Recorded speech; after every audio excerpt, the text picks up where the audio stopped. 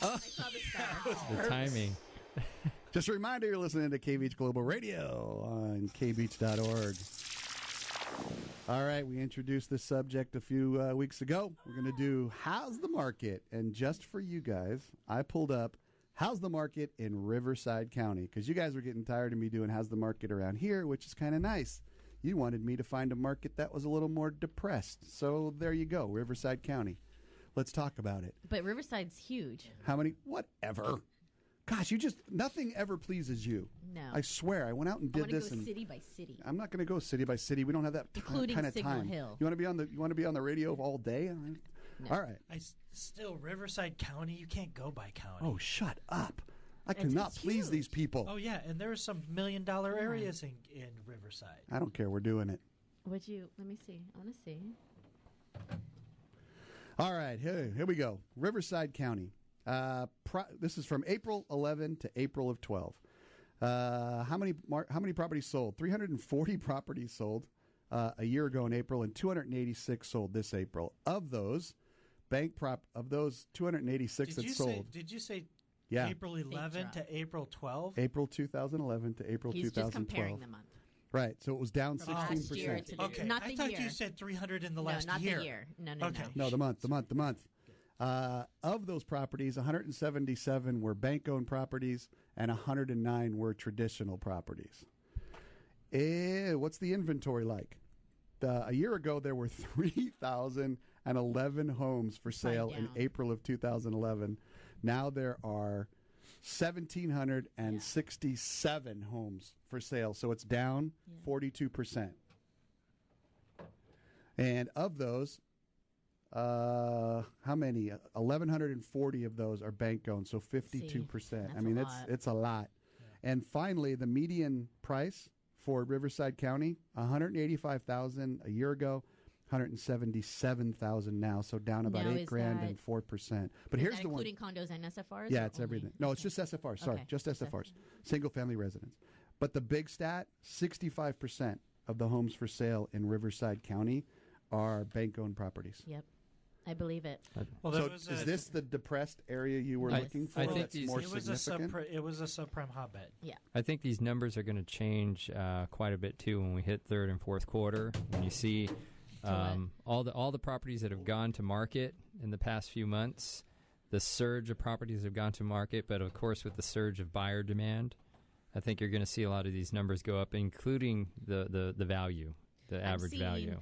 Because people are driving up prices with the multiple bids, but it isn't configured into the statistics yet. So right, and geographically, the Inland Empire was the fastest growing as far as new construction and new communities. Yeah. So that was sort of the what do they call those? The feeder areas. Yeah. Yeah. So as Orange County and LA County went up, people were moving inland towards Corona and I'm those seeing areas. that a lot now.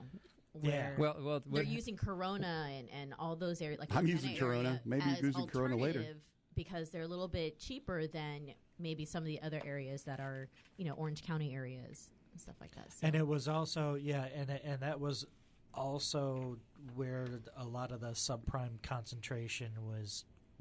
There's a lot of subprime loans in those areas because they were really tapped. Why are they selling so much less property out there if they continue to drop the prices like that? And that's got to be where the deals are. Well, back in the day, I'm sure you were going through. You were you doing loans back then? A gallon.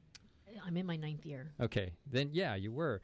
Back then, when I used to work a lot more with buyers, there were a lot of buyers that were going to the Inland Valley because they were willing to or had to commute because the home prices were skyrocketing in the more available areas closer to their jobs, basically. So they were willing to get these homes that were like cents on the dollar as compared to where their neighborhood was and have that extra 30-minute drive or 45 tacked on. It's still kind of that way. Get a home, I mean, buy a Prius and a fast track, and you can get a heck of a home. Average home price $177,000. Yeah, but it comes down to commute. I mean, that's the major problem right there. Well, the other big problem is there's so many 65% bank owned. Yeah, that's a lot. Those neighborhoods are not being there's no upkeep. Yeah. And the NSP programs, they've run out of money. Most cities. NSP. So you're going to get a lot of... What's NSP? It's a national stabilization programs, which go out and they have trust funds that buy these foreclosure homes that are sitting there with the grass up to your shoulder and just, they become gang homes and drug houses and every other bad thing you can imagine. No curb appeal. They're just a mess. It's the worst neighborhood. I mean, the worst house on the block always. But now that block might have 4 or 5 of those homes, and the NSP programs of the cities don't have the money to go in and take these, under control and get a good homeowner. What you're seeing a lot of is that's how a lot of these little cities are coming in with down payment assistance programs. So they will lend you a certain amount or some sort of down payment assistance if you buy within certain areas. They're helping. And it's trying to, stabilize these areas that have been. They're trying, but the state is broke and the programs don't have any money. But the reality is, though, if you can make the commute, there's a lot of new construction out there. You can buy a 3,500 square foot house built in the last 7 years for $200,000 out there. I mean, you can buy new construction more or less. It's just, but a lot of you might be one of only 3 people on the whole block, but you can find a home. Right. That's kind of scary.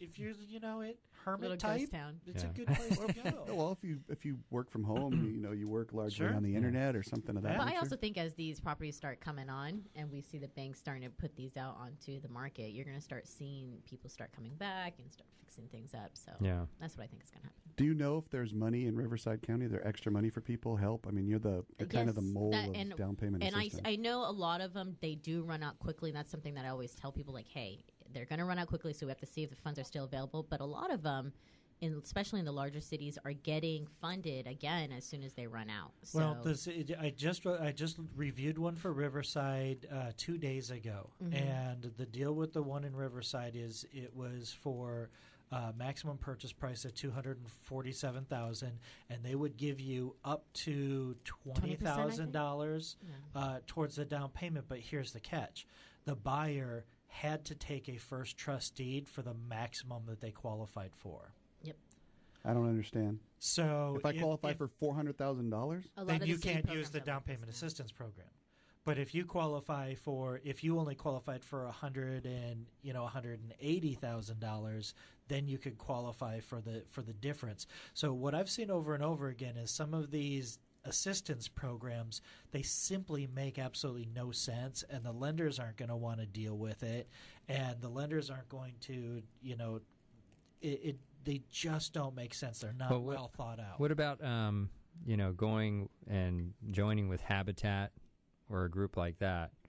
I spoke with a Habitat actually for one of Gina's clients, Eric, and this was probably 8 months ago. They have their own financing where they're doing their own homes. I personally don't know too much about it, but it is out there, and they are. And I think they work with. They take down. They're taking down homes like an NSP program would for a city because they know the cities are out of money, and then they're putting qualified buyers that are on their list of affordable home buyers, basically. Because you have to go through. And you have to go through their program in order to get into one of their homes. Absolutely. But I'm not sure if you can use any financing you want. No. All right, guys. Well, we're running up against the clock. We got about 25 seconds left in the show, so I'm going to say good night for everybody. This has been Keeping It Real Estate on KBeach Global Radio, and for Frank, Alissa, and Scott, the non-recorder, I am the real estate coach coming at you every Saturday morning at 10 a.m. We repeat on Sunday at 10 a.m. as well. So you guys take care. Have a great Cinco de Mayo. Be safe, and we'll see you on the rebound. Churro cupcakes. Eat a taco for me.